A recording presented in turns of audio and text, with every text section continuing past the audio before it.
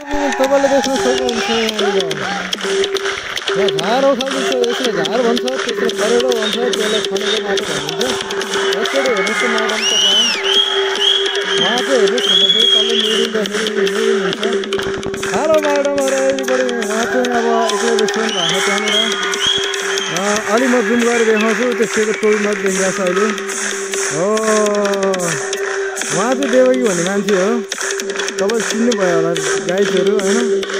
माथिबाट हेर्दै हुनुहुन्छ हाम्रो यसका मेन लिडर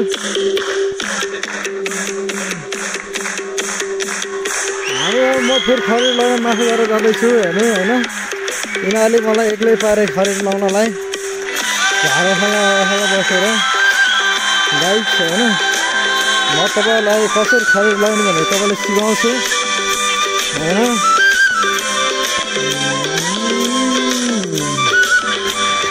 यहाँ अगाडि खरेडो लिने यसरी